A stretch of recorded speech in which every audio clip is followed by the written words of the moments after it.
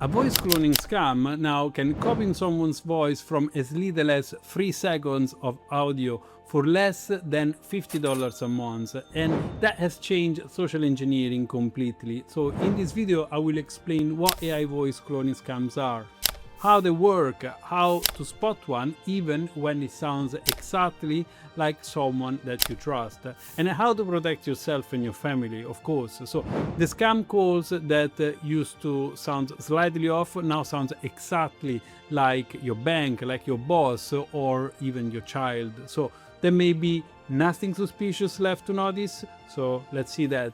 Let's jump into today's video.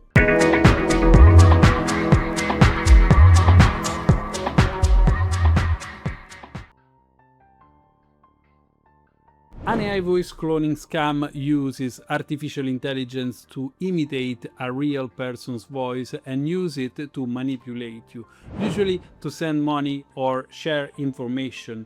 It's one branch of a wider shift, AI-generated phishing, that now produces messages that are grammatically perfect, personalized and tailored in real time with click-through rates several times higher than older human-written scams. Voice and videos are where it becomes qualitatively different. A convincing clone can be built from audio that are scraped off a YouTube video, for example, a podcast or a social post. So you hear a voice that you recognize that was manufactured from public material, for example. And this is not a future risk. The FBI IC3 2025 annual report, the first time it tracked AI fraud as its own category, recorded 22,364 complaints with losses over $893 million in a single year. So the World Economic Forum's Global Cybersecurity Outlook 2026 found 73% of organizations were directly affected by cyber-enabled fraud in 2025. And FATF also published a 2025 Horizon scan focused specifically on AI and deepfake through an AML and counter-terrorist financing lens. Now let's see how it works, AI voice cloning and the grandparent scam. How is this evolved with time? Cloning removes the tail that used to give the old grandparent scam away. The American Bar Association documented a 2025 Florida case where a woman sent $15,000 in cash to a courier after a call from what she believed was her daughter, built from social media audio. The deepfake video calls business identity compromise in this case. The engineering firm Arup lost $25 million after a finance employee joined a video call with what appeared to be the CFO and colleagues, all deepfakes, and authorized a transfer believing it was a routine one. Another example, AI-enhanced investment fraud. Deepfake videos of well-known financial figures endorsing fake platform have driven major losses. The FTC reported romance and confidence scam losses topped $1.3 billion in 2024. So you can see the size of this type of frauds. And before we continue, a word from this video sponsor, Coveron.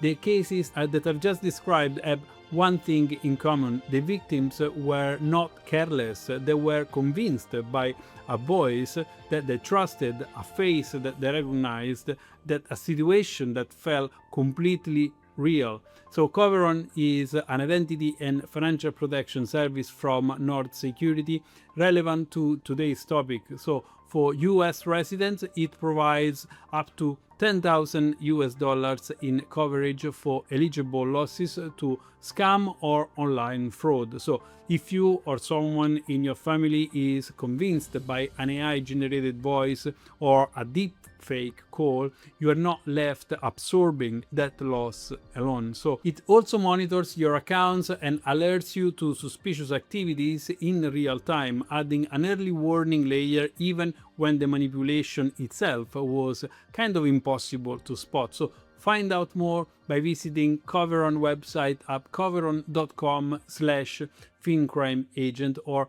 tap the link in this episode description. And remember that at the time of this video, Coveron is available only to US residents. Let's now talk about how to spot those type of frauds, because the voice or face can be faked perfectly. Details have moved to behavior and context, so be suspicious of any call or message that creates urgency and ask for money or secrecy. That pressure is the actual attack. Watch for requests to switch channel, to keep it quiet, or to pay in unusual ways, like gift cards, for example, cryptocurrencies, or via courier. Who's gonna pay someone via courier? And treat "it's me, I'm in trouble" calls as unverified until you actually confirm them in some other ways. For example, because the voice alone is no longer a proof of their identity. Let's now see how you can protect yourself. To protect yourself and your family, agree a simple code word that a real family member can give on a panicked call and that a scammer won't know, for example. Always verify independently, hang up and call the person on the institution back on a number that you already have. So slow down. These scams rely on you reacting before you actually think, and be mindful of how much of your voice and face is actually in the public domain, because that's the raw material that these people can play with.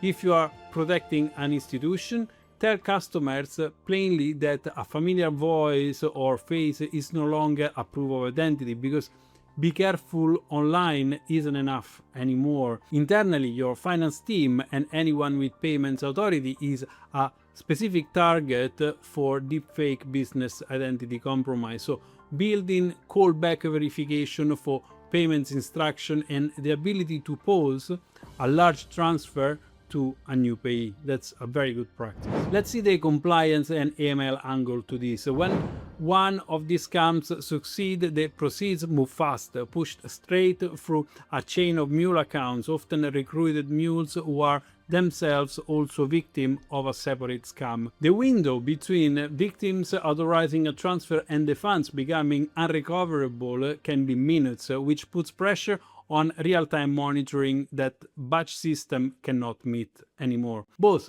the FCA and FinCEN have signaled that institutions need to treat AI-enabled fraud as a systemic AML risk, and narratives should capture that method. If a transfer was preceded by an AI voice call or deepfake video, that context matters to law enforcement nowadays. So before we recap, a note on something directly relevant to everything that was mentioned in this video. If your firm is starting to utilize artificial intelligence tools for investigations, for SAR writing, adverse media, sanction screening, the question isn't just whether AI helps, it's whether the way that you are using this type of technology is defensible in front of your second line, in front of your auditors and your regulators.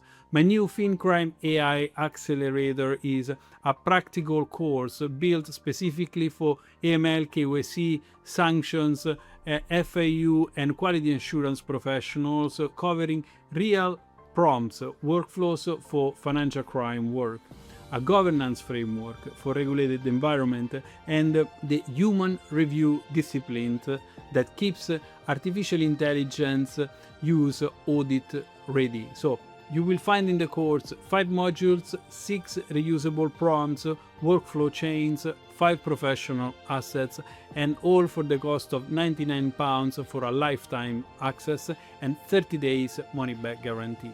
Find out more on the link fincrimeagent.com/AI-accelerator, and you will find the link in here and in the description of this video right below. So to recap, AI voice cloning scams use a few seconds of audio to impersonate someone that you trust, and they're part of a wider industrialized wave of AI-enabled social engineering.